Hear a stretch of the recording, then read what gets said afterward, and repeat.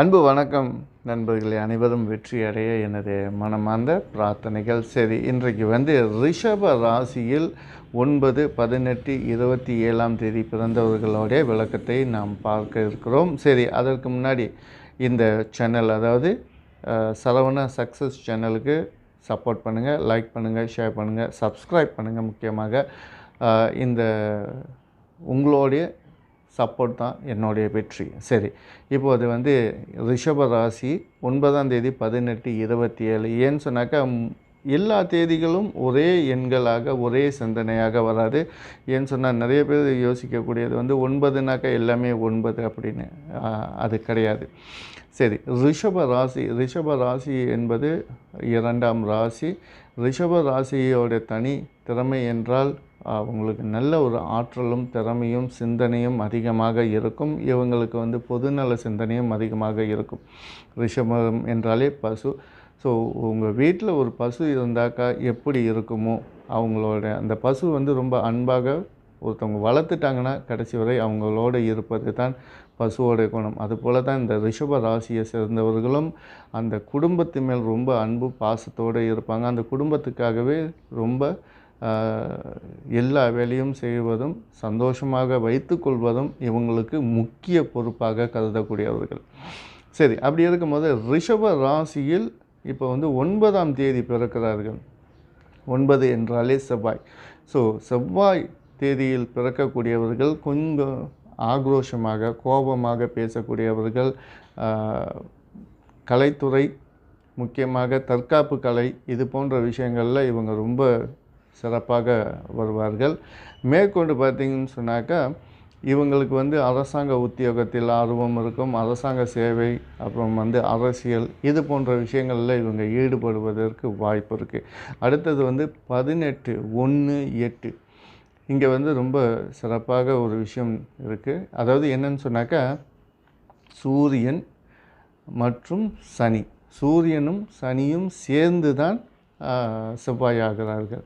So அப்படி இருக்கும் போது சூரியனுக்கும் சனிக்கும் எதிர்ப்பாக இருக்கும். அப்போ இந்த இடத்துலையும் இவங்களுக்குள்ளாத ஒரு பிரச்சனை தான் வரும்னாக்கா அப்படி கிடையாது.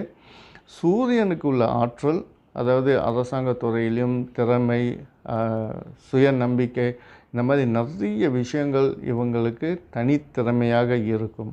அந்த இடத்துல இப்போ சனீஸ்வரன் வராதுன்னும் நீதி, நேர்மை, நியாயம், இவங்கெல்லாம் ரொம்ப பொறுப்பானவங்க. இவங்களுக்கு ஒரு நிமிஷம் கூட ஒரு கல்குலேஷனாக இருக்கும். எப்படின்னு சொன்னாக்கா ஒரு வேலையை ஒரு நபர்கள் இத்தனை மணிக்கு முடித்து கொடுக்கணுன்னா அந்த நேரத்தில் முடித்து கொடுக்கணும். அப்படி இல்லைன்னா இவங்க கோவப்படுவாங்க.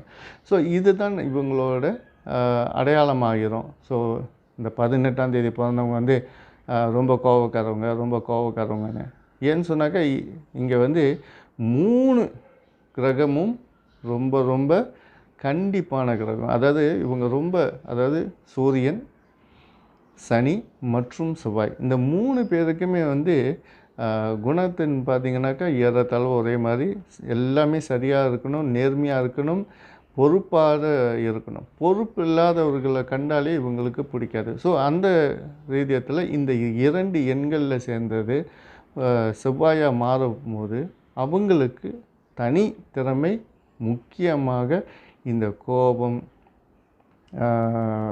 மற்ற குணங்களும் இவங்களுக்கு அதிகமாக இருக்கும். ஸோ ரொம்ப கண்டிப்பாக இருப்பாங்க. இவங்க எப்போதுமே ஒரு லீடராகவே இருக்கணும், அல்லது லீடராக தான் வாழ்வார்கள்.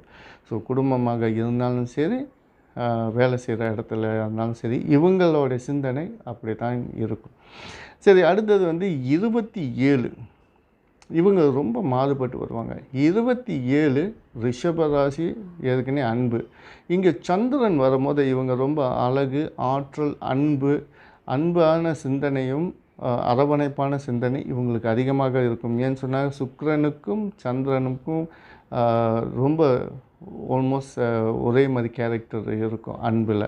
ஸோ அந்த இடத்துல இப்போ கேது உள்ளே வருவதனால இவங்களுக்கு ஆன்மீக சிந்தனை அதிகமாக இருக்கும். ஆன்மீக சேவை, இது ரொம்ப இவங்க தன்னுடைய சொத்துக்களை கொடுத்து பொது சேவை செய்யக்கூடிய ஒரு எண்ணம் இவங்களுக்கு அதிகமாகவே இருக்கும். ஸோ இவங்களுக்கு கோபம் என்பது கொஞ்சம் குறைவாக தான் இருக்கும்.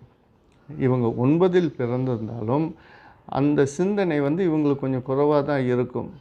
ஸோ ஏன்னு சொன்னாக்கா இவங்களுக்கு இந்த சந்திரனும் கேதுவும் இருப்பதனால உடனடியாக கோபப்படுவதோ இல்லை ஏசுவதோ கிடையாது. கொஞ்சம் பொறுமையாக சிந்தித்து தான் இவங்க செய்வாங்க. ஆனால் இவங்களோட முக்கிய சிந்தனை எங்கே இருக்குன்னு பார்த்தீங்கன்னாக்கா, பிறருக்கு உதவி செய்வதும், பிறருக்கு அன்பை செலுத்துவதும், டேக் கேர் பண்ணிக்கிறதும். பொதுவாக இவங்க வந்து இந்த நர்ஸ் உத்தியோகம் அல்லது பொதுவான சேவைகளில் ஈடுபடுவது, குழந்தைகளோடு ரொம்ப நேரத்தை செலவு செய்வது, அது போன்ற விஷயங்கள் தான் இவங்களுக்கு அதிக ஆர்வம் இருக்கும்.